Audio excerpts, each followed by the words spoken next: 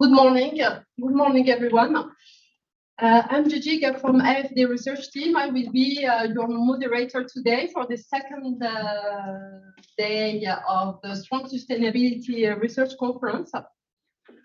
I would like to welcome everyone online and our on-site audience as well. So today, as you know, currently the UN Biodiversity Conference is ongoing in Montreal. And when I read the three papers that we'll be presenting today at this panel session, I was very happy to discover that biodiversity and broader nature agenda was on the papers and cover beyond sometimes very dominant climate agenda. So I was very happy to read your papers. And also there is another, I think, positive takeaway from today's session is the fact that the three papers also cover different stakeholders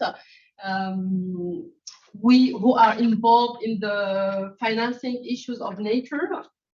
So we'll go through regulators, central banks with Mathilde, and also on governments with Morgane, and finally, I think with ordinary people with Andrew. So I'm very honored to moderate this session, and we'll move shortly to the first presentation. The session will last 1 hour and 30, and I kindly invite you to submit your questions in the chat. Or directly for the public in the room to share the discussion with the speakers who are today here. So just to present the three speakers that we have around the table, as I mentioned, we have first Mathilde Salin, unfortunately from Banque de France. Unfortunately, we didn't catch up earlier, so I will invite you later to introduce yourself.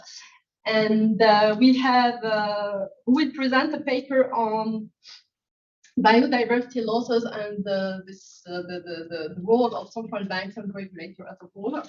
And then we have also Morgane Gonon, who is a PhD at AgroParisTech and in the ecological accounting chair, and she has an initial background on economics and political science. So I guess this is the reason why you will see later the paper is focusing on subsidy policy, on the government role and the trade-offs, I would say, on the subsidy policy. And then we have Andrew Seidl, who is joining us, who is professor of environmental and development economics at Colorado State University. He also serves as a senior technical advisor at UNDP Biodiversity Finance Initiative, and he's currently supporting many countries. He will give us more details later. And Andrew also focuses on natural resources-based economic development, biodiversity finance. So as you see from the background of our all speakers, the three speakers today, we'll have a rich session on the broad, I would say, finance and financial issues of nature-related topics. So let's start. I will leave the floor to Mathilde, and please introduce yourself as I missed it. No problem. Yeah, good morning. My name is Mathilde Salin. So I am a PhD student, just like Morgane, at CIRED and Banque de France. So I'm going to present to you a paper called A New Frontier for Central Banks, Biodiversity Loss and Financial Stability, an Exploration for France. So this is this work is really the continuation of a working paper called A Silent Screen for the Financial System, Exploring Biodiversity-Related Financial Risks in France. It is an extension. And this work has been done with many colleagues from AFD, also from the Office Français de la Biodiversité and CDC Biodiversity. So this is really a joint work between these institutions. So just quickly on the overview, I quickly introduce the topic, present the method and data, and then come to the results and the discussion. So what's the relationship between biodiversity loss and financial stability? So you probably all know that biodiversity loss and ecosystem degradation is quite worrying, and that there's a worldwide deterioration of the biosphere and its vital contributions to people, what we also call ecosystem services. So the IPBES explains that the extinction rate of species is currently hundreds times higher than the reference rate of the past million years. And therefore, it calls for transformative changes. And the COP15 that is currently taking place in Montreal should adopt a post-2020 global biodiversity framework that will include major transformation of our economies and our societies, with 30% of protected areas, and also it should take new targets, such as implying the decrease in pesticide use, nutrient use, plastic pollution, etc. Therefore, from these two aspects, so the degradation of ecosystem services and also, and biodiversity, and the transformative changes that should be taken to reverse this deterioration, there could be resulting financial risks, and the NGFS, which is the network for greening of central banks and financial supervisors for greening the financial system, issued a statement at the beginning of the year saying that it acknowledges that nature-related risks, including those associated with biodiversity loss, could have significant macroeconomic implications, and that failure to account for, mitigate, and adapt to these implications is a source of risks that is relevant for financial stability. So the way central banks see the biodiversity issue, let's say, is through the lens of risk. So risk, because you know that the mandate of central banks, especially for European central banks in particular, is to look for price stability, but also financial stability. So it really has a financial risk perspective. So there could be two types of risks, just like you may know for climate change. There are physical risks on the one side and transition risks on the other. So you probably can't really see this graph, but just to the left, you have these sources of risks. So this can be physical shocks. So because of the loss of ecosystem services, this can generate some very acute shocks, just like, for example, a pandemic. Or it can also lead to more chronic evolutions with decrease in agricultural yields, for example. And then these physical shocks can, of course, interact with climate shocks, and other ecological issues.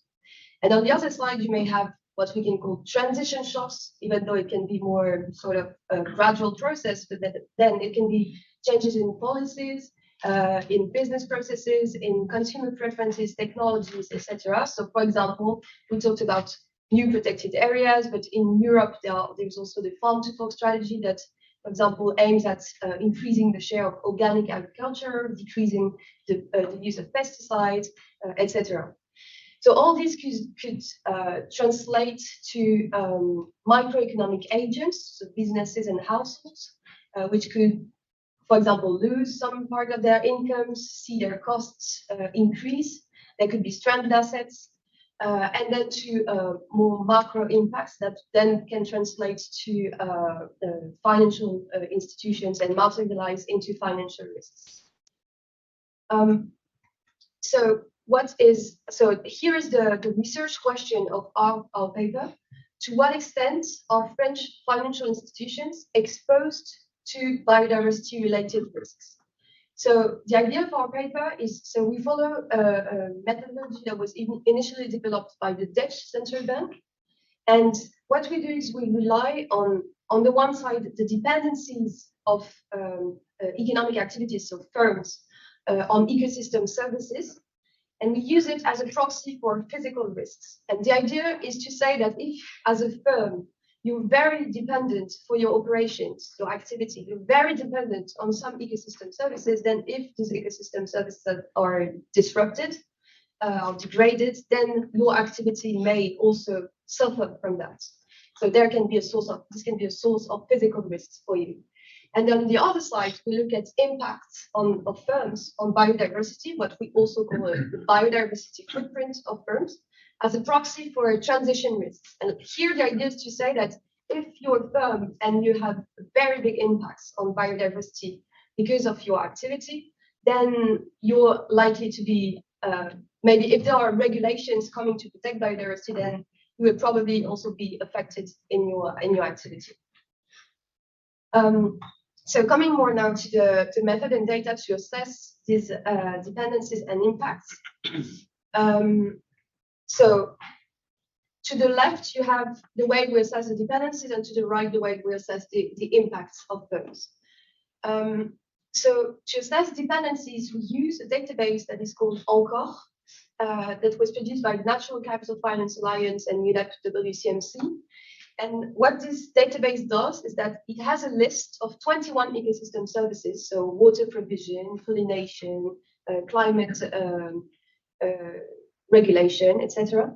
And it relates it to the business processes that are used by firms to produce.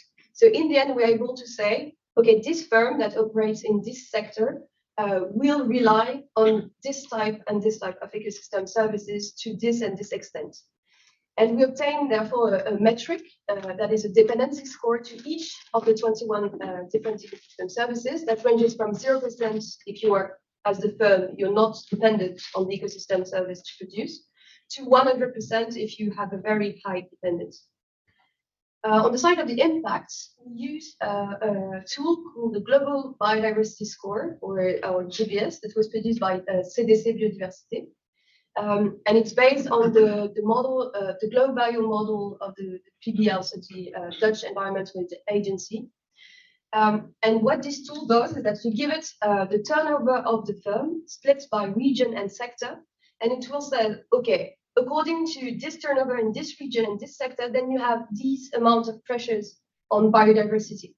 So you have this amount of land use, of climate change, etc. And then finally, it translates it into impacts on biodiversity that are expressed with one single metric. So this, of course, can be questioned here. We wanted one single metric to be able to compute a footprint. So this metric is called MSA square kilometer. MSA stands for mean species abundance. And I can go more into the detail in the discussion regarding this metric if you want, but here we propose to have a simple way to interpret it, saying that an impact of 1 MSA square kilometer can be compared with completely losing 1 square kilometer of intact or pristine nature.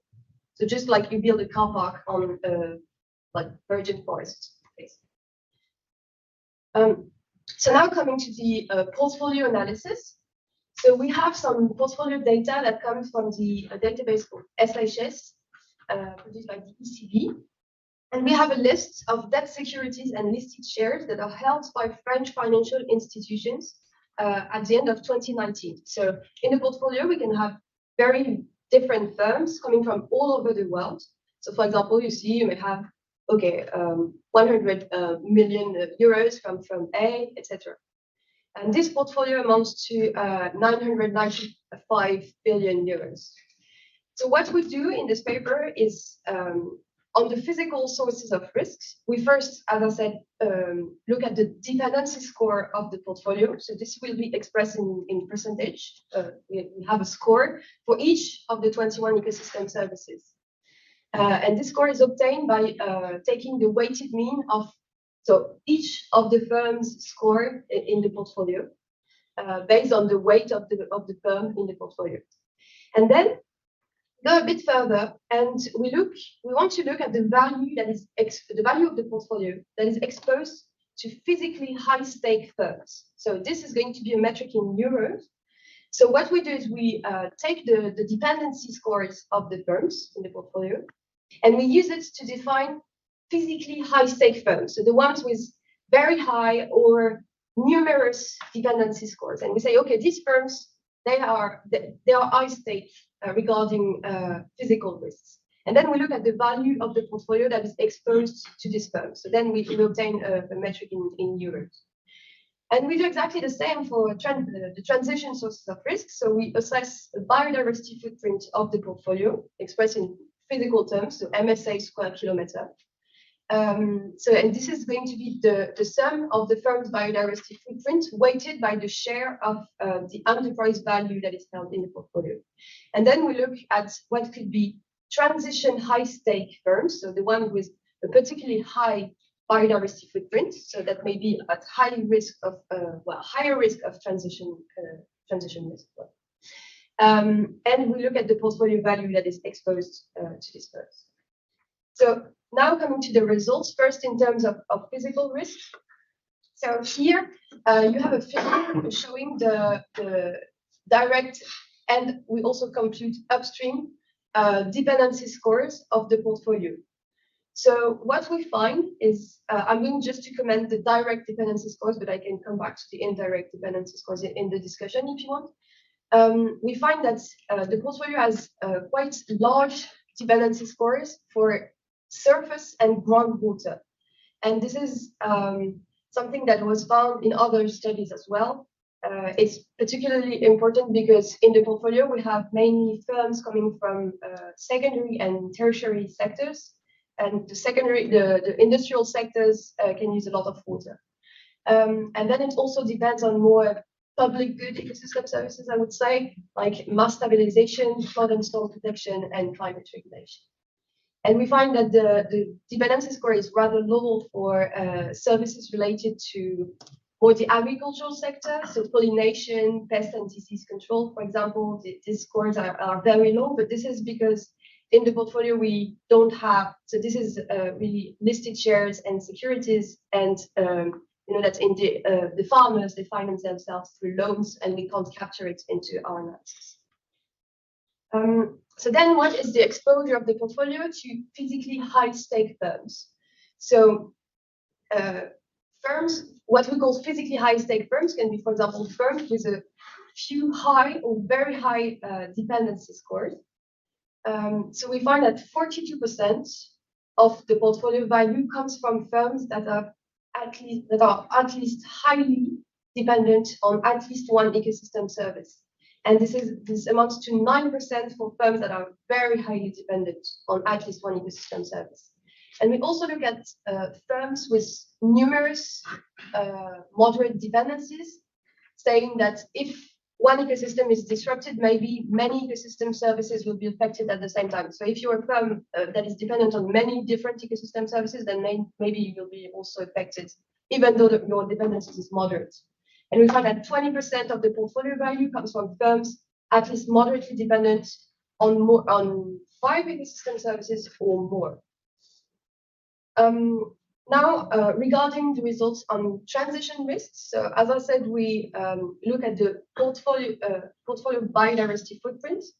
So here you probably can't see anything, especially for people in the room, but we find a biodiversity footprint that is comparable with the complete destruction of 130,000 square kilometers of pristine nature, which, just to give an order of magnitude, is approximately 1/4 of the area of metropolitan France. And this biodiversity footprint is mostly driven by the pressure. So to the left of the graph, you have the decomposition of the pressures that explain this footprint. So it's mainly land use, but it's also because climate change is not included in this analysis. Then we can look at the region of origin. So it's mainly activities in Europe, Africa, the US, and China. These come from also activities in sectors related to chemical production, food and beverages, and the production of oil and gas. And most of the footprint is explained by the upstream scope 3 of firms. So it's not the direct activity of firms in the portfolio, but it's coming from their supply chain. So especially because, for example, for food and beverages, it sources these firms sources themselves with agricultural products that may have large impacts on biodiversity. And finally, we look at what we can call transition high-stake firms. So to do so, we define high-stake firms as those that are operating in high-stake sectors. And to identify these high-stake sectors with regard to transition, we look at their biodiversity footprint. So this is the y-axis of the graph. And we also look at the intensity of their turnover in terms of biodiversity footprint. So that we take the biodiversity footprint of the sector and divide it by the turnover of the sector. And then we look at the sectors that are in the top 10% in terms of both biodiversity footprint and either biodiversity footprint or intensity of turnover. And we find that, so if we focus just on the scope 1 of the footprint, so to the left, we find quite a few sectors. So I think I wrote, so we find 20 sectors that are mainly coming from primary sectors. So there is, for example, just to the top of the graph, top right, this is cattle raising. But there are also many other sectors related to primary sectors. And we find that only 0.1% of the portfolio value is exposed to this sector. However, when we take the whole footprint, so both scope 1 but also scope 3, we still find the same amount of sectors, but these sectors are different. And for example, we find, so I'm sorry you can't see really in the graph, I was expecting a bigger screen, but still, we find, for example, that construction appears, and also hotels and restaurants. So we have other types of sectors that appear that indirectly affect biodiversity through their supply chains. And here we find that 24% of the portfolio value is exposed. So the idea is to say that maybe the portfolio is not directly exposed to the transition, even though this can be discussed, but it's for sure exposed indirectly because of the supply chain. So to conclude, this paper provides a first assessment of the potential exposure of the portfolio of French financial institutions to biodiversity-related risks in France. But what can we draw from these results? So should we interpret them as saying that French financial institutions should divest from high-stake firms that we identify? And obviously, so far, the answer is no. This is not that straightforward. For example, on the physical side, it's impossible actually to become independent from all ecosystem services. So it's rather actually calls for mitigating the degradation of ecosystems, because you can't just divest and go to sectors that are not dependent on ecosystem services. And on the transition side, the problem so far in our results is that we don't have a very granular analysis at the sector level. For example, in agriculture, we define cattle ranching, etc., but we're not able to differentiate between the practices, the production practices, whether it's, for example, organic or not. So we should go deeper into the analysis. And then to go towards a full-fledged risk assessment, here we just look at possible exposure to shocks, but we don't really specify the shocks. We don't define a scenario regarding the type of shocks that could occur. And I know that, so here I'm quoting a few papers, especially from AFD colleagues. So Paul Adilazaro is also a co-author who wrote on South Africa, Julie Morin and other co-authors who wrote on an analysis of global transition scenarios that were produced in the literature. So these are attempts to look at the possible scenarios we could develop to go further into the analysis of risk. So I think I'm going to leave you for now. And thank you very much for your attention. Thank you, Mathilde. Thank you very much.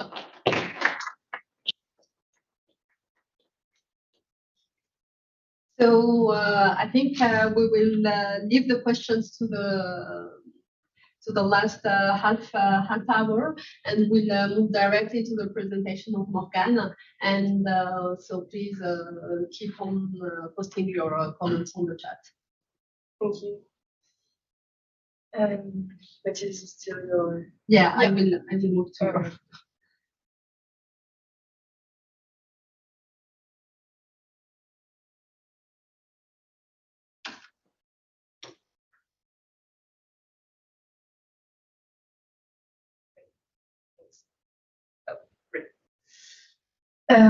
Yes, so hi everyone, thank you for being here. I'm presenting today an indicator that we built to identify subsidies that are harmful for biodiversity within the French state budget in 2020. So I'm presenting a methodology that we developed collaboratively with academics and practitioners. And it's the result of a process that began 2 years ago with several key players, the Ecological Accounting Chair, so where I'm doing my PhD currently, and 2 French public organizations for biodiversity, which are Office français de la biodiversité et Fondation pour la recherche sur la biodiversité. And this work has actually been done in close collaboration with the French Ministry for Transition and more recently with the French Treasury, as it is a part of a broader discussion about the improvement of the French Green Budgeting Initiative, which is led by the French government. So quite basically, I will first provide an overview and a background on the international framework and context around biodiversity harmful subsidies and green budgeting initiatives. And then I will present the materials and the 3 steps of the methodology we use to define biodiversity harmful subsidies for France, presenting our results, and finally provide you key outcomes, discuss potential improvements to the method and next steps, because it is really an ongoing piece of work and we have still some things to do on this paper. So first, a quick overview on the international framework. So in 2010, Aichi Biodiversity Target number 3, so from the Nagoya Protocol, called on parties to eliminate, phase out, or reform incentives and including subsidies that are harmful for biodiversity by 2020 at the latest. And party also committed to developing and applying positive incentives for conservation and sustainable use. And more than 10 years later, it's a common acknowledgement that this is a quite failure. And according to the Secretary of the Convention for Biodiversity, few countries only have set national targets. And what they have been set, it has tended to focus more on promoting positive incentives for biodiversity than really on reforming, reducing harmful ones. So this target has been reiterated in the post-2020 Global Biodiversity Framework, which is actually discussed in Montreal at the COP15. And this time it's with a quantified objective of reduction in biodiversity harmful subsidies globally by $500 billion US per year.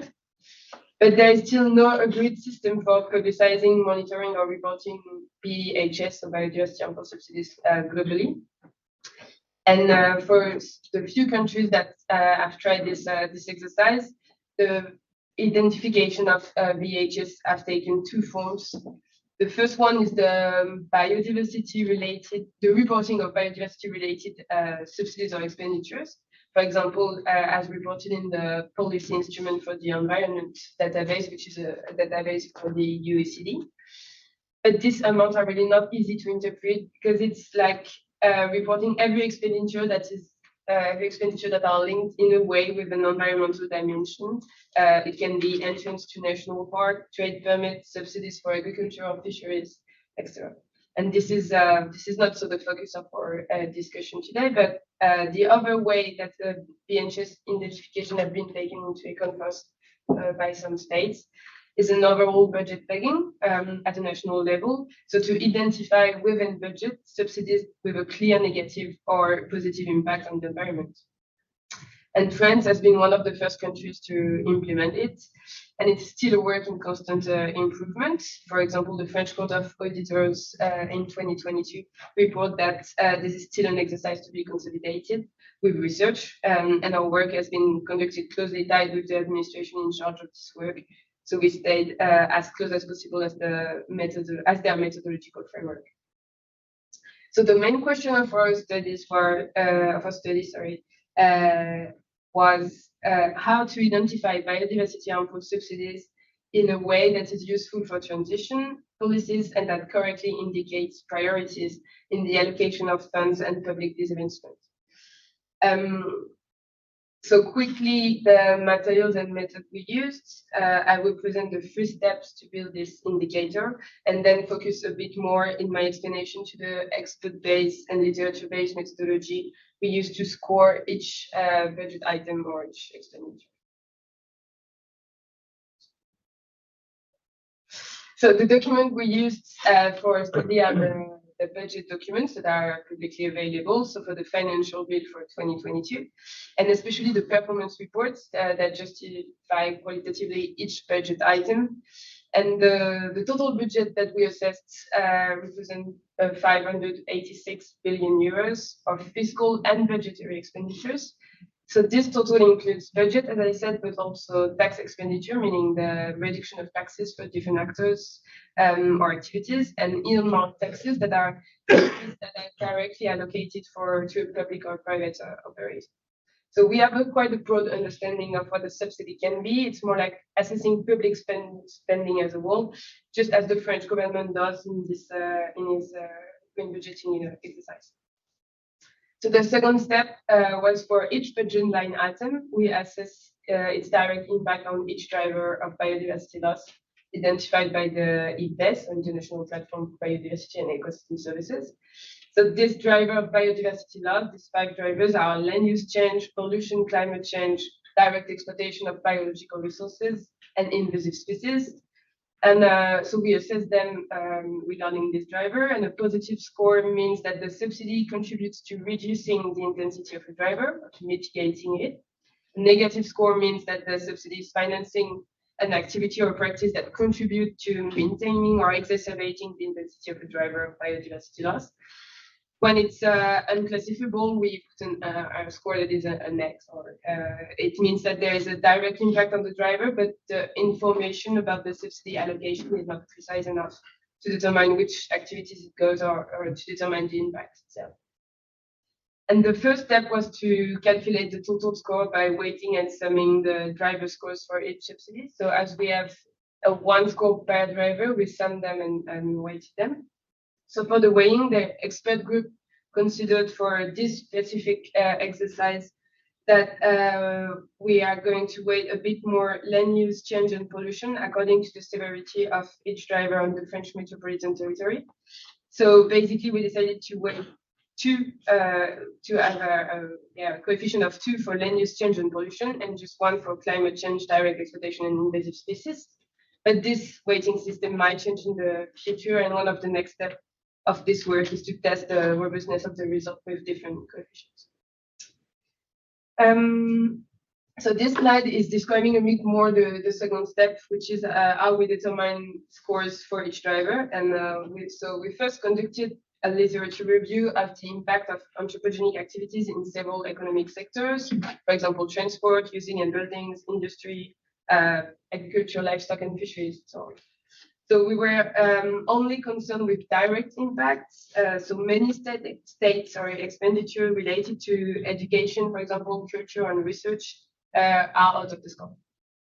So based on our literature review, we asked an expert group within the Office français de la biodiversité et Fondation pour la recherche sur la biodiversité to rank human practices and activities according to their impact on each driver.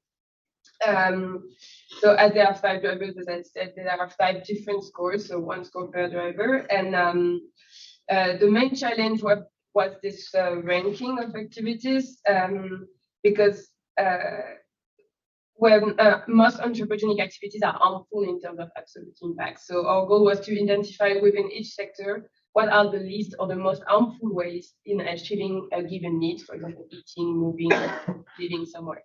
So we thought in terms of a sustainable target model with most harmful activities and less harmful activities. And it's difficult to do this based solely on a literature review, and that's why we relied on an expert group in order to rank human activities and to define what can be a positive practice or what can be a negative one.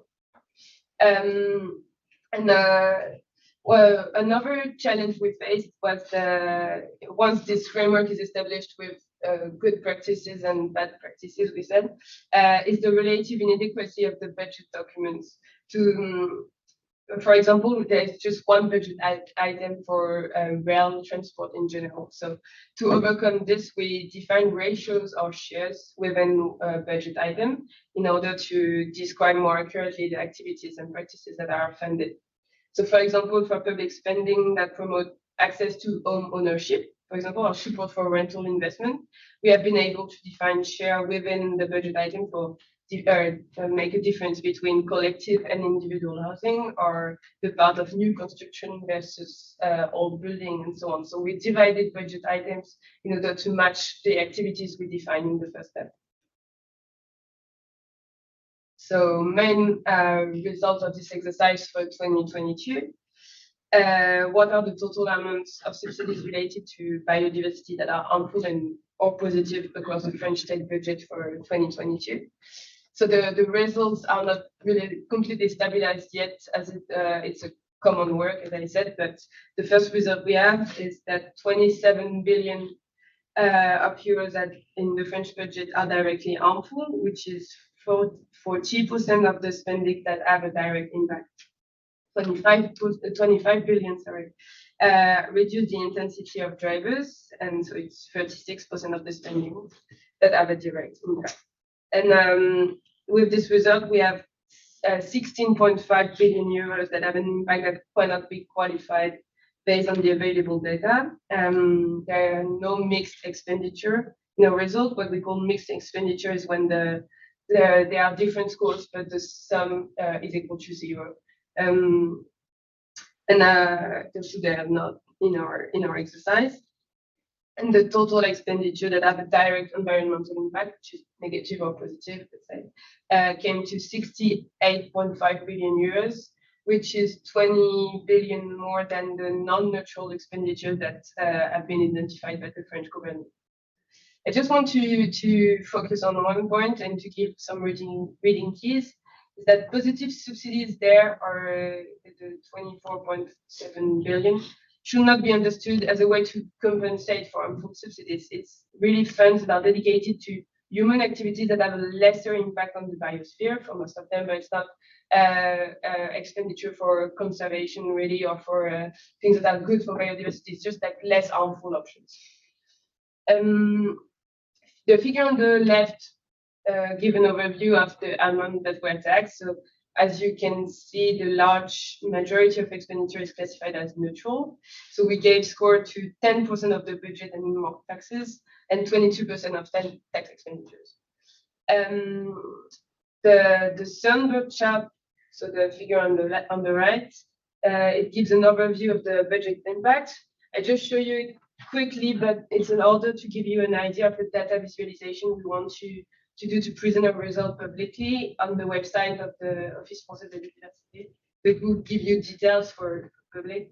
When you click on it, you can have information about the expenditures.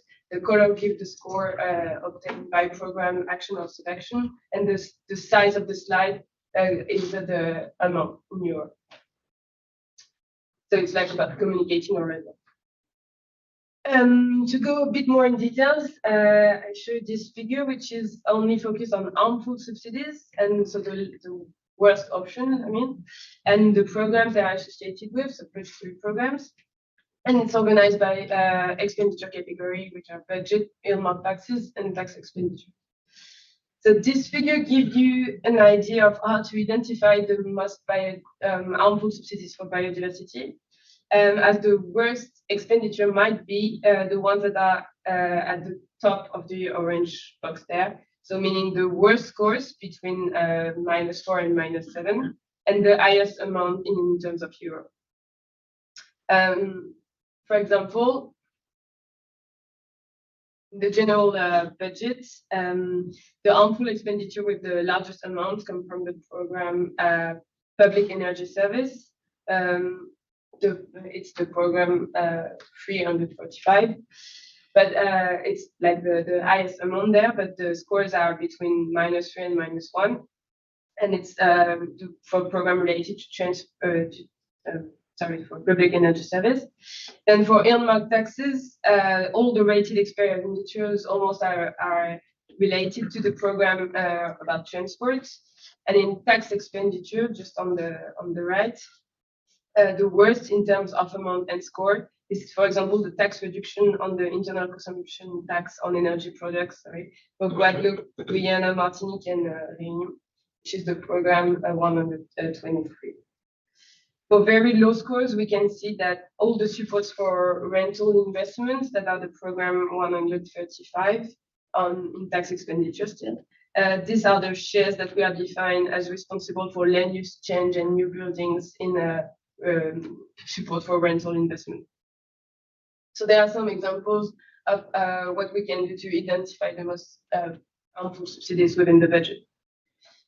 Then we did an analysis by economic sectors, which allow us to be less dependent of the budget structure when analyzing the impact. So we keep the same sectors as we did for the science-based analytical framework that I presented in the methodology. And there is the two figure with for this analysis.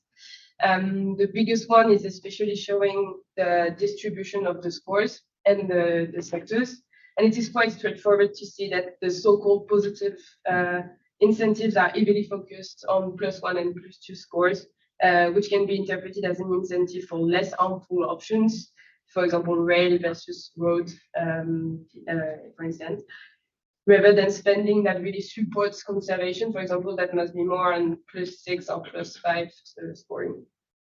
This approach by sector, focusing more on the coherence of public action, like the good question would be, is public spending in a given sector financing sustainable options? It does not necessarily reflect the environmental impact of a sector, but rather the technology that benefits from public funds and the sustainability of those funds. So the sectors that are more represented here are transportation, housing and building, and power generation. And we can see that, for example, transport sector in green is really represented all over the score. So there are, options that are really not sustainable and options that are more sustainable. And some sectors, housing and building, for example, is more positive. It's mainly due to the fact that it's about thermic renovation, for example. But we have to keep in mind that all the expenditure linked to, for example, urban planning are more at the local government level, so they are not in the state budget. So that's also why housing and building sector is mainly positive. Okay, the figure on the right is almost the same, but it's in the form of a heat map, and I think it will be this one in the final paper, but it's still under discussion. Then finally, I present the result by IPPS drivers. So this idea then is to show the trade-offs and the synergies between the 5 IPPS drivers in this analysis. So just to remind you, the IPPS drivers are climate change, land use change, pollution, direct exploitation, and invasive species. And figure on the right, like the histogram, gives a quick overview of the scores obtained by the driver. So the driver, we can say, for example, that driver which is the most exacerbated by the state budget is pollution in euros, but also in terms of number of budget items. It's 14 billions and 109 budget items that are harmful regarding pollution. The driver which is the most reduced by the state budget is climate change. But we can see also in this histogram that there is a significant part of the amount that is positive for climate change mitigation that has another old tag as harmful when the different scores are summed up. So we can see that with climate change, there is the main trade-off between the drivers. So we did this radar chart on the left that for expenditure that are positive for climate mitigation, And we looked at trade-off with other drivers. So when it's harmful regarding other drivers. And land use change and direct exploitation are particularly concerned. For example, 25% of the total amount that is positive for climate change mitigation is harmful regarding land use change. So just to conclude, I'll give some outcomes to keep next step that we are currently addressing with this work. So the idea really here was to conduct a complementary exercise to analyze the direct impact of the state budget on biodiversity with regard to the 5 EPBS drivers. We worked on a method that makes it possible to approach the severity of the impact not only by the amount in euros, but also according to the number of drivers concerned by the expenditure, as we considered that the sum of the budget items in monetary units can no longer be a good measurement of the impact, of the severity of the impact. So among the next steps we are discussing actually, there is the way of working on more precise ratios and share among budget items to be more precise and with a perspective of actualizing this indicator each year. The ratios might evolve as well in order to reflect the current use of the public funds. We have the idea, as I said before, to test several coefficients reflecting different political priorities, for example, fight against climate change or land use, etc.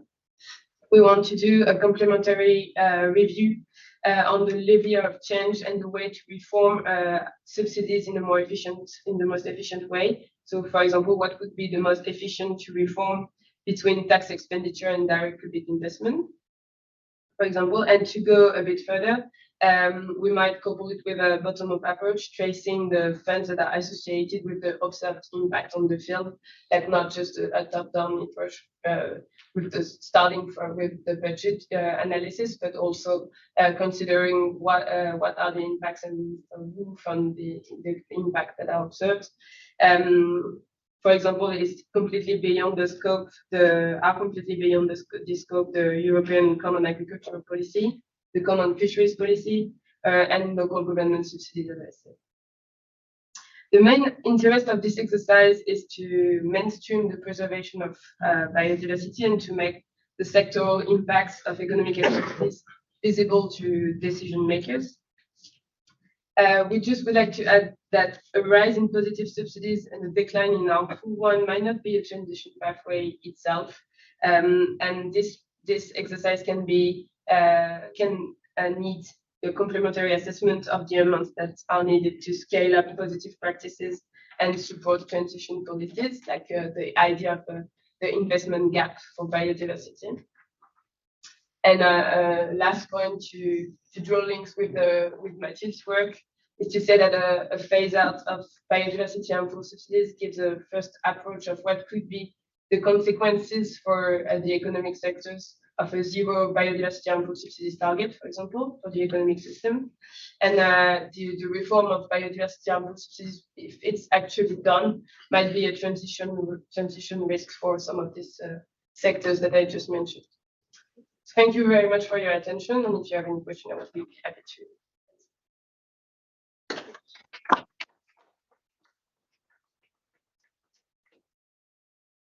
Thank you, Morgane, and I really invite you to read the full article because there is many very specific chapters which goes really deeper on what Morgane has presented. And it was really I really appreciated to read it personally. Thank you. And now we can leave to Andrew. Leave the floor. And you have the device, right? I do. Great. And then just switch to the.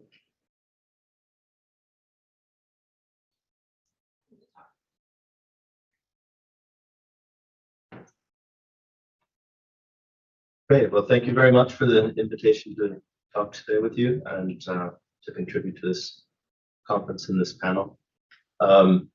Today, I'll have the pleasure to share some of the work of the UNDP Biodiversity Finance Initiative globally, and then to focus in on some specific synthesis of some specific work that we've been doing in view of the effect on financing protected areas globally using crowdfunding.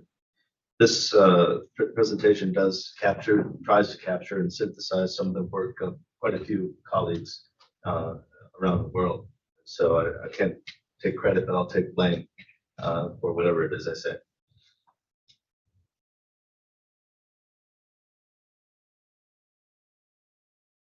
First off, on what is exactly biofin for those who are uninitiated. Biodiversity Finance Initiative is celebrating 10 years of helping countries to identify, capture, and close the biodiversity finance gap in their countries. It really was born of the COP10 in Nagoya, where countries who are donors were saying, well, countries who are recipients of ODA and other assistance were saying, we need more money. And the donor nations were saying, well, what are you doing with the money you're getting? How much are you spending and how effective is it? So there were no good answers for that with regard to biodiversity in 2010. And by 2012, biofin was hatched, if you will, to try to answer some of those questions. The methodology that we've developed over this period has 4 steps that helps us to answer those questions. The first one being a policy and institutional review, PIR, which you may be familiar with from climate finance, CPEIR methodology is something that we use. It provides the context within which each country is operating, so we know what's possible in terms of identifying finance solutions to biodiversity objectives. So have you defined what an ecosystem service is or biodiversity in your legislation? Can you establish whether there has actually been harm done, and can you be held responsible for the harm that's being done such that you have to compensate the losers, for example? If the legislation is not there, if the institutions are not there, then the number of finance solutions we have available to us are somewhat limited. The second step is builds a bit on what Morgane and Mathilde, particularly Mathilde, are working on, is the biodiversity expenditure review. As we know, there's no budget line for biodiversity in a national budget or in a company's budget for that matter. So identifying where those expenditures, where those investments are being made, and then tracing their effectiveness becomes an important part of understanding how much is actually being invested to begin with before we can figure out what is needed. Some of the tricks there have to do with categorization, where do you find it in the budget, but then attribution, what percentage of that budget line is actually being invested in order to improve biodiversity conditions. The third one is financial needs assessment. Usually it's based on the NBSAP, the National Biodiversity Strategy and Action Plan. But in some countries where they have 5-year green growth plans, we will try to look at the biodiversity aspects of that plan and understand better what it will cost to make those plans realized. More or less, theoretically, the difference between biodiversity expenditure review and the financial needs assessment is a gap, it's the finance gap. And so we then go toward a biodiversity finance plan that helps us to bridge the gap. Biodiversity finance plan looks at portfolio of finance solutions or mechanisms. We currently have 160 of them in a finance catalog that provides a prioritized means of addressing the finance gap by a country or by subnational organizations or by NGOs or whatever. But it's a generally a national scale sort of approach. We also, in addition, to that catalog, we have a number of other tools that allow or facilitate the implementation of a biodiversity finance plan, including a workbook. We're in the 4th version of that. Will be another one in 2023. A MOOC, all sorts of webinars and all sorts of activities that are going on and annual meetings and things like this in order to facilitate learning. This is a relatively new area of work, and so building capacity in biodiversity finance is a primary objective of biodiversity finance initiative. Where are we currently, and who is supporting us? Well, AFD is one of the supporters, actually, but you can see there are a number of other donors currently working with us to support our work. We are in now 41 countries across the globe, primarily in the global south, but also you will see on that map, the orange dots are countries that have decided to take on the biofin methodology of their own accord without our support, but only in using our methodology. Or in the case of Namibia, I believe it was WWF decided to work with the government there to implement. We found that just recently, in the last week, we may be increasing by 23 countries in 2023 through the GEF 7 early action and the GEF 8 umbrella fund for biodiversity finance plans. Countries are not tied to using the biofin methodology, but we have the impression that we'll have an increase in business coming up. The countries that have so far signed up for 2023 are listed there. You can see again, primarily global south, primarily tropical, and more small island developing states than we've had before, which brings to the fore climate biodiversity combinations that are particularly important for under GEF 8. We'll see what happens in the next week at the COP, but it is not unlikely that we will see as many as 97 additional countries sign up to biofin. The team itself is 5 technical advisors only. We're expanding a bit, and then a core of communications, and HR, and all that as well. But only 5 technical people spread out across the planet right now, and we're looking to expand to doctoral students. So the budgets for each of the countries varies substantially. It could be between 300 and up to about 300,000 up to about $3 million. There's also a lot of leverage going on with private sector and other JEF projects and things like that. So the total budgets, depending on how you count them, are somewhere in the order of around $60 million so far. And we'll see what happens in the next week or so, but it seems like it's going to increase a bit. So among the things that we do in biofin is to work with countries to help to bridge this finance gap. Well, a couple of years ago, we had this small problem called COVID, and that had some severe implications for lots of things, but it particularly had caused difficulties for countries that were tourism dependent and for the funding of their parks and protected areas that were, in many cases, up to 80 to 90% dependent upon the income from those international tourists. So I'd like to highlight today some efforts that we went through excuse me, to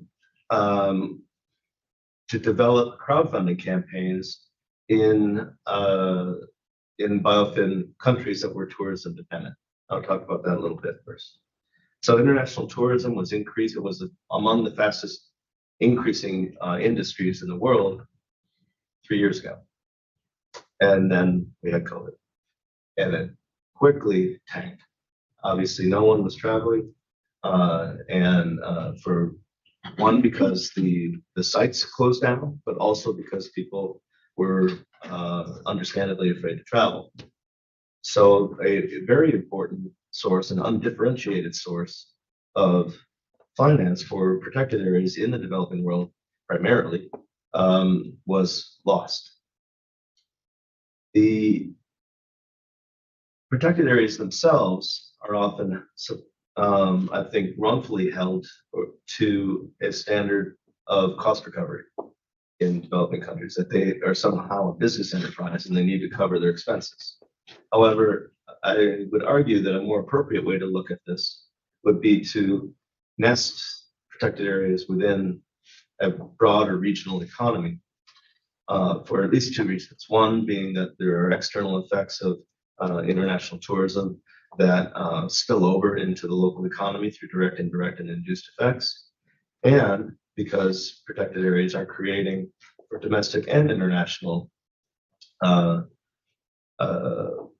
visitors and non-visitors public goods in the form of mental well-being and biodiversity and climate change mitigation and adaptation and all these wonderful things. Some of these things can be captured through visitation, and some of them cannot. These values that are being created by protected areas are found in the consumer surplus, but we're only looking at a small portion of them when we're looking at non-consumptive use value from tourism. One alternative to that is to bring the economic development potential closer to the total economic value by capturing more of the bequest and altruistic value potentially that people have for these unique natural areas. This is where crowdfunding comes in. So we've got a crisis of financial support, which is resulting in increased poaching and challenges with biodiversity outcomes, but also has managed to at least temporarily destroy the local economy that was dependent upon tourism. So we've got a short-term crisis, which gives us a long-term opportunity. Crowdfunding is one way to capture some of those values. And we saw in 2020, 2021, when people were not traveling, they were saving their money. And some of that money that they were saving was going into altruistic mechanisms, usually community foundations. So that if we can capture how those community foundations interact with biodiversity in parts of protected areas, we can then capture more of that non-consumptive use value, or the altruism and the philanthropy, in order to at least temporarily bridge the gap between what we used to depend on and what we might need in the future. Moreover, this could provide a more diversified financial portfolio so that parks and protected areas are more robust to shocks in the future.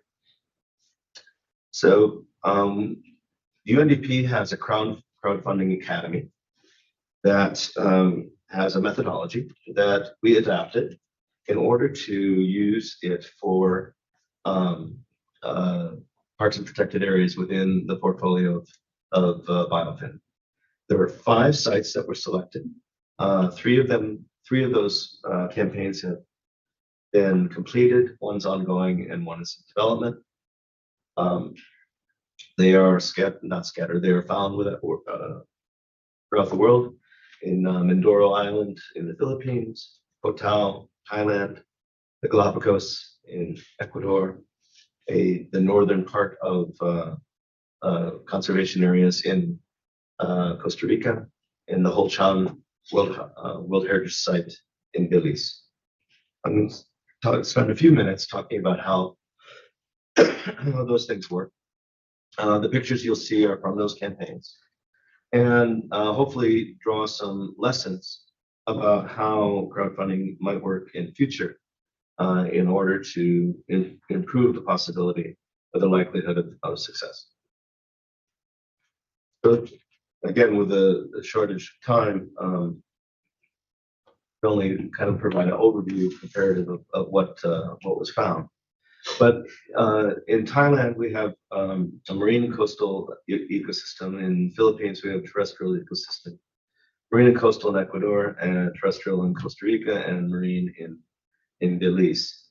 The sizes of those sites vary substantially.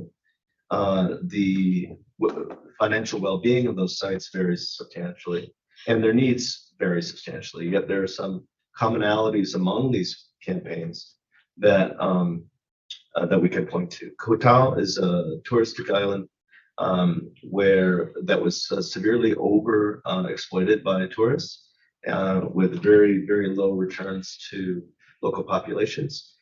Due to COVID, the the tourism went away, the coral reefs started to come back, the fisheries started to come back, and the local folks thought, maybe we ought to manage this tourism a little bit differently.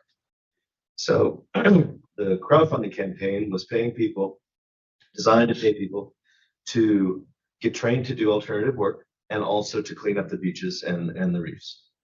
Their total budget was $64,000, and they actually, that was 143% of what they actually were hoping for. So they overshot their budget, benefiting local fishermen or fishing families, female-headed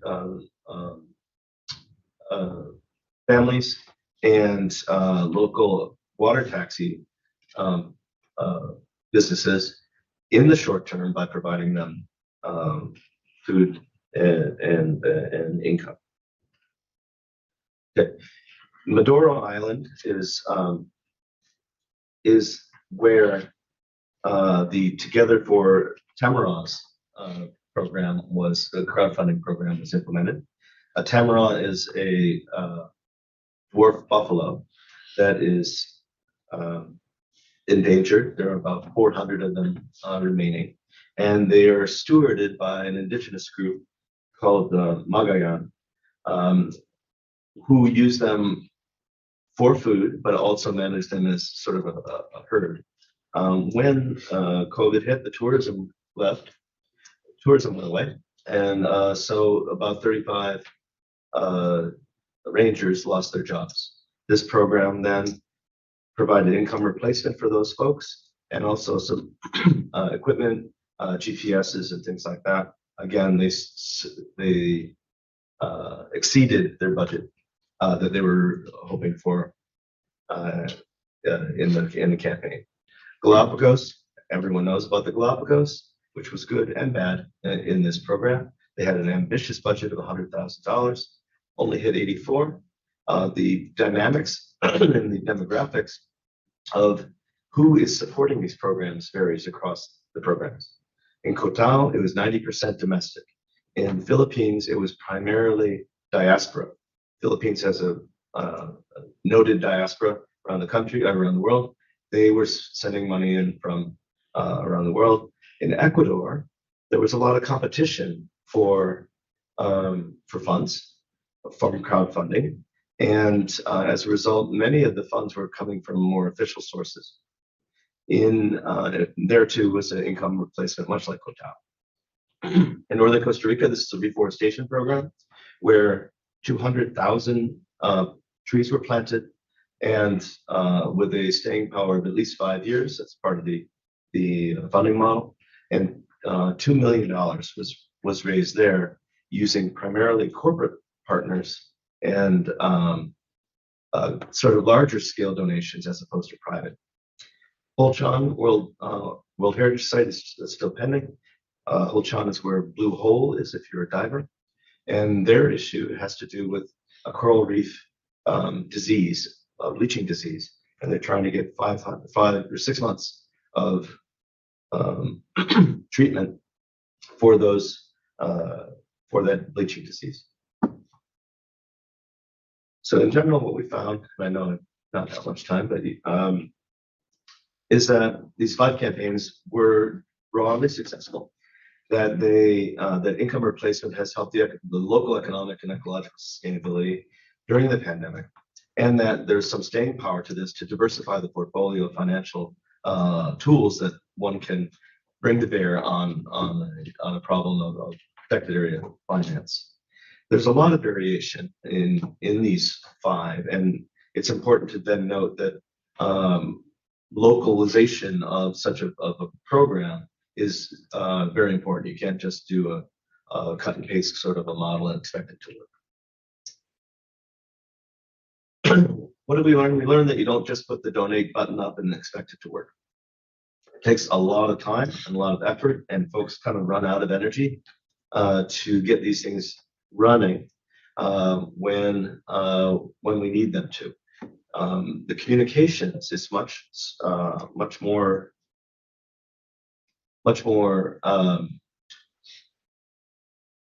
demanding and constant than we probably anticipated. And so having a good comms team, having good messaging, knowing who you're trying to reach becomes extremely important. And then providing this greater portfolio of finance solutions through broadening the boundaries of analysis to include local gateway communities, local regional economies, allows us to provide a more robust financial future for parks and protected areas worldwide. I think that's all I've got. Thank you. Thank you very much. Thank you, Andrew. I would love to take the privilege to ask the first questions, but I would rather provide a wrap-up and leave the floor for the question for the people who are in the room. And so as a wrap-up, I understand from the three presentations, actually, we went through public finance, private finance, and philanthropy finance as well for nature positive impacts. So I realized that the papers also, they presented to which extent actually all economic activity is dependent on nature, and even in protected areas, the local activity, the economic activity of local community is very also dependent on those protected area. And as mentioned by Mathilde as well, as you mentioned that it will be difficult to cut all these dependencies on nature, which is obvious actually. But also I wanted to point out what has been said by Morgane on the fact that actually it's difficult to figure out what is nature positive, what is positive for biodiversity and not positive, what is harmful or less harmful actually, and even on the public finance, as you said, we need actually to the financial system as a whole through the public institutions or regulators needs to actually to figure out how to distinguish with what is nature positive and what is nature negative. And you gave some tools, assessment tools for regulators, for communities, for public finance as well. And yeah, I would have, I think, questions on if from your perspective, actually data and normalization and standardization of the assessment is an issue or not.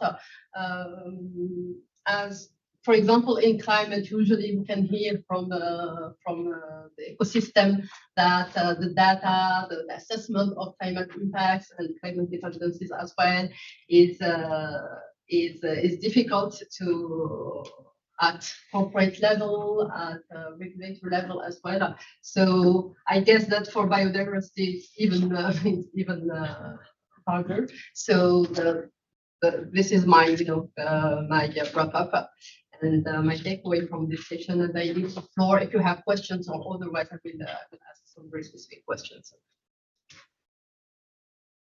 Yes, Hugo. Hello. Thanks a lot, everyone. I have a general question, so maybe for the three of you, but you are not there to respond to the three of you, related to the notion of financing gap, which I think is maybe more intuitive for climate change, at least to me, than for biodiversity. So I wonder how far this notion is universal or maybe different from global north perspective and global south perspective, where intuitively I would think that from the north at least, there's more a question of reallocation of investment rather than financing gap at in the first place. So yeah, that's my only quick question. Thank you very much.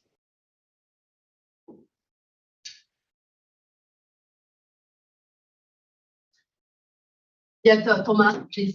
Maybe just one remark and a question. The remark is that first to just specify a bit why EFD is interested in the theme and how we see that. Yes. Because yesterday we've heard remarks that economists don't care really about nature and the environment. They want to economicize everything. So the fact that we're trying to assess nature-related risk does not mean that nature doesn't have a value per se, or that through a tax system you cannot finance conservancy systems. So certainly what we're discussing today comes on top, in addition to other efforts to finance biodiversity protection. But the issue we have identified is that nature was not seen as a serious topic in the financial community. So what we're doing through this program is not seen as a substitution to other efforts, but as a tentative to get more leverage in the financial sector, hence the interest for nature-related risks. So my question goes for Mathilde. Of course, when you want to measure the ultimate risk, you have first to identify which companies or banks are exposed to risks. In the second step, to measure the magnitude of the potential shock.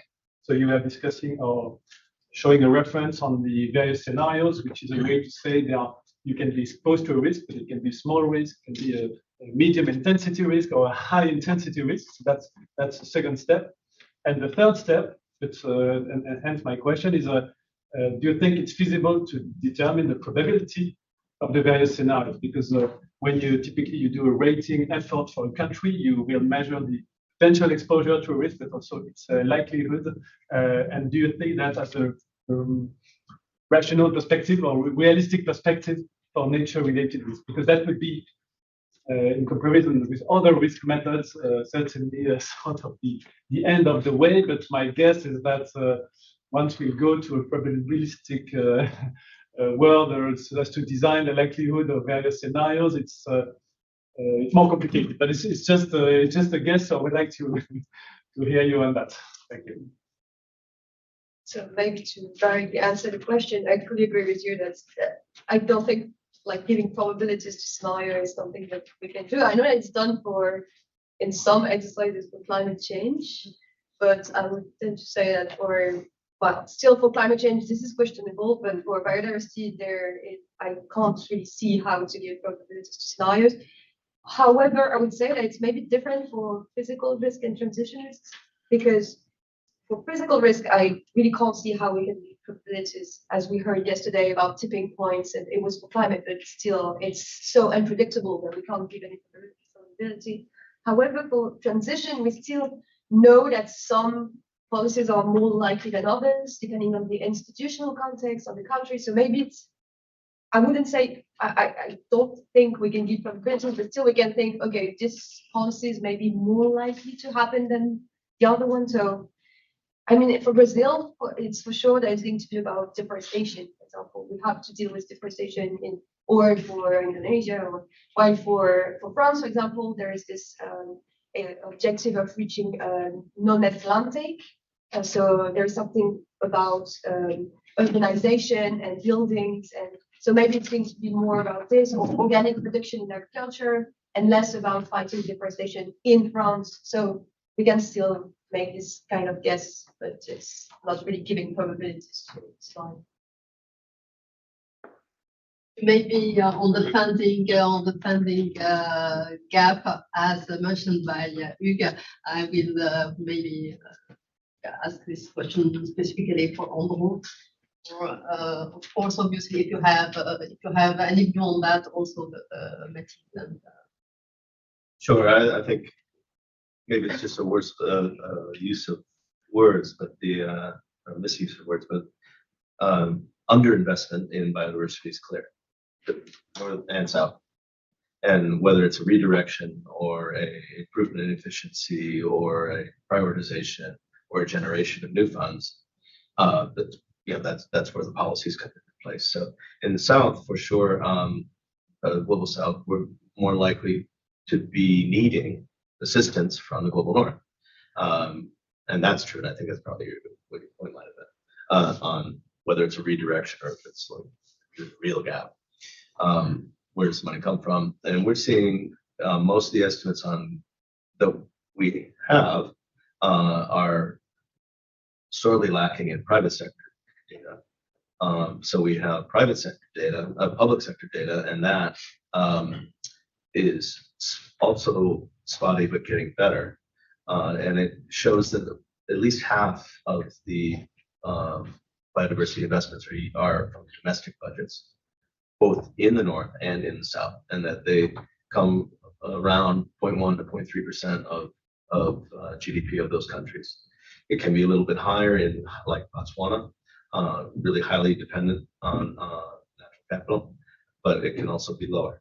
So then the question is, how do we go about making most efficient and most equitable transfer of funds and finance mechanisms such that we're creating those public goods that everyone is benefiting from, particularly in climate change, but also in biodiversity, by investing in the south from the north, but still providing the opportunity for the patrimony and local stewardship of those resources. That's probably a long way around your questions. Yeah, Morgane, please. Maybe a quick answer for two things for your question first about data. Just really quickly, we heard a lot that biodiversity is difficult to measure, and there is a need for multi-indicators and dashboards, and the fact that it is difficult to measure at the ecological state. But we know a lot about the drivers of biodiversity loss, and we know what is harmful to it. So the idea is to think in terms of impact more. What just said that we can think in terms of impact and not wait for measuring ecological state at each point. About the financing gap, I think there's a really interesting question, like to draw links between the kind of budget tagging exercise, for example, and the definition of trajectories, which was the topic of these 3 days. And the budget tagging is really about reorientation of existing funds. That's the main point. And for defining trajectories, there are other tools like science-based target for nature, for example, or the transforming change of identified by the IPBES. And I think one of the first step would be to estimate the costs of the transforming change defined by the IPBES, at least, for example, the transformation of the agricultural sector, which needs budget clearly. So when we have financing gap, it's not maybe across all sectors and so on, it would be difficult, but in some of the most impactful sectors can be defined at least at several scale. Yeah. So that's what I want. And also, Morgane, I'm just wondering if you have, or if you are expecting to publish an additional research on combining your research with the bottom-up approach, and if you are collaborating, because I think it's also a very interesting way of capturing deeper information, I would say, and complementary. Yeah, it's more my PhD topic actually. Okay. The fact is we conducted a complementary analysis on the common agricultural policy and common fishery policy as well with the same method to see if we have interesting results. But it's pretty difficult to define where are the funds. I mean, between local governments and different countries and allocation and call for project as well. So it's really hard to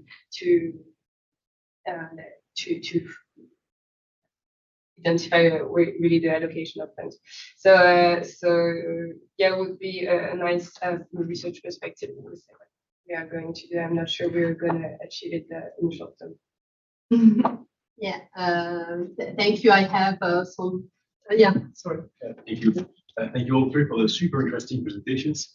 I have one or two specific questions to Morgane about so you highlighted the different harmful, the parts of the French budgets which were harmful for biodiversity. We've been pointing that the most important ones were the energy, related energy into buildings. So I was surprised that the one you didn't mention agriculture. Maybe it's because the infrastructure that the cap is a European thing and not a French thing. So please expand on that. And also, so you highlighted that energy was really the energy subsidies were very important in terms of biodiversity damage. I wondered, is it quite, if you dive into that, is it mainly due to the CO2 emissions from burning of fossil fuels, or is it linked to the construction of infrastructure? And if yes, what kind of infrastructure is contributing the most Is it like overhead power lines or the installation of renewable energy, etc.? Just to complete on your questions, you mentioned that thermal renovation, for example, have positive impact, and whether it's related to climate or to biodiversity, I was not clear on that. Yeah, another rebound question. I guess knowing a bit the French budget, that there are subsidies to fossil fuels. There are also taxes on the other hand. So my guess, but maybe you can specify, is whether what you showed was only the expense part, but as a gross expense, but not a net expense. Typically, we have important taxes on gas in France, but also subsidies. Yeah. So I guess it's a gross calculation, but not a net figure. If you were to look at the net expenditure or receipt, I guess you would find net receipts, but that's just a guess. Maybe you can just specify the methodology. Yeah, we did not assess public resources. We just assessed the expenditures. Yeah, for the agriculture's subsidies, we assess only the French state budgets with the same perimeter than the Green Budget Initiative made by the French government. So as I said, the common agriculture policy is not in it, and so the only expenditure that are in the state budget are the French contribution to some European subvention, but for the second pillar of the common agricultural policy, which are more the environmental measures and stuff. The only if I remember well, the only expenditure on agricultural sector which is harmful for part of it is the dotation for young agricultures because it's not dependent to any environmental condition, and we used a ratio from the agricultural part of agriculture in France that is considered as sustainable to define a ratio. I don't know if I'm really clear, but the large amount of public subsidies in France are from the European funds. So that's why it's not really present in the analysis. For energy, it's a really good question. There's two things. First is the power generation sector is quite harmful for several reasons. We have a big literature review on every renewable energy, and we define really precise ratio. We worked a lot on this for solar farms, subsidies that go into solar panel farms, wind, offshore wind, or wind farm. So there are a lot of subsidies in this sector, so that's why the amount is pretty big. And for tax expenditures on energy, smaller about fossil fuel, or it can also be tax expenditure for energy, but for specific sectors, for example, oil for boats or oil for agriculture. And we decided to classify it as expenditure in favor of energy use and not for the sector, which is a methodological aspect, which is a detail, but change a lot at the end. For the thermic renovation, it's a big assumption as well, but we consider that it can avoid the need for new construction and new building. So that's why it's part of a more positive practice in the housing and building sectors, is that we make the assumption that it's part of this target model that I just mentioned, which is less impactful and less harmful for biodiversity. So all the renovation and maintenance of existing buildings are positive for biodiversity in our model. It's very relative. It's really about relative impact and not absolute. I would like to take a very last question from the chat just to make them contributing. I think it's it's a very political one, I would say, especially on those days. It's on the way we position it from Florian, our views on the BlackRock participation, and I would say all the asset management industry to those issues through biodiversity finance. From my side, just to give a quick answer, it's those days, all those ESG topics are very political, especially in the United States, as some of you are aware of it, maybe. As you said, yesterday we had Vanguard, which is the second asset manager in the world, who